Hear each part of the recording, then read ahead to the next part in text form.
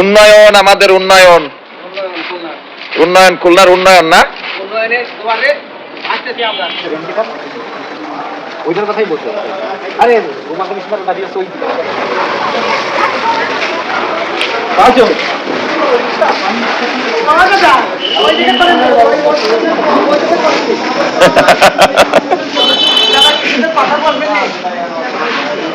উন্নয়ন উন্নয়ন ভাই, আপনি কি সরকারের কাছে কি চান বলেন?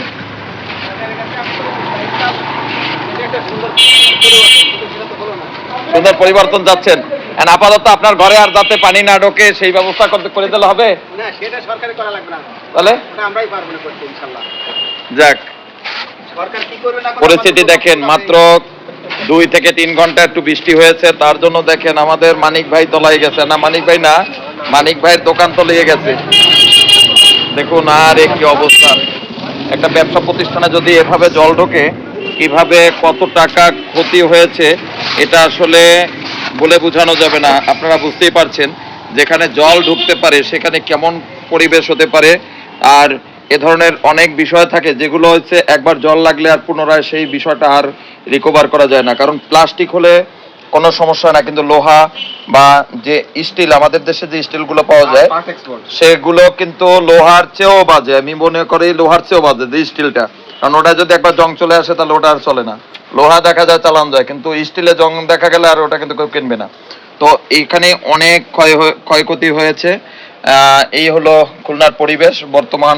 যে ড্রেন খুঁড়েছে এবং রাস্তা খুঁড়েছে, পানি যে নিষ্কাশন হবে সেই ব্যবস্থাটা নাই, তার জন্য এমনটা পরিস্থিতি হয়েছে। খুলনার প্রত্যেকটা নিচতলায় যারা বসবাস করে তারা কিন্তু এই ভোগান্তিটার শিকার হয়ে থাকে। তাই এই ক্ষতিটা হয়তো মানিক ভাই পোষায় নিতে পারবে, তার কয়েক হাজার টাকা যাবে, কিন্তু যারা খুব সাধারণ পরিবারের, যারা দিন আনে দিন খায়, তারা খুব কষ্টে একটা সংসার গাঁথে, সেই সংসারটা কেমন হবে মানিক ভাই বলেন? যাদের একটাই খাট ছিল বা একটা ছোট পরিবার আছে না, যারা বস্তিতে থাকে বা যারা একদম দিন আনে দিন খায়, তাদের জন্য খুব কঠিন হয়ে গেল না? ক্ষতি না? আপনি একজন ব্যবসায়ী, ধরেন আপনার 10,000 টাকা ক্ষতি হতে পারে। এখন 10,000 টাকা ধরেন আপনার শহর মতো মানে আছে, ক্যাপাসিটি আছে, কিন্তু 2,000 টাকা ক্ষতি হলেও কিন্তু অনেক মানুষ আছে কিন্তু সইতে পারে না। এমনও মানুষ আছে তাদের এই ক্ষতি পুষিয়ে উঠে পারবে। খুবই খারাপ অবস্থা। তাই আসলে খুবই কষ্টদায়ক বিষয়টা। যদি সিটি কর্পোরেশন কর্তৃক তাদের একটা জরিপ করে যারা নিচতলায় বসবাস করে তাদের অবশ্যই এর ভবিষ্যতে এটা না হয় সেই ব্যবস্থা আমরা জোর দাবি জানাই।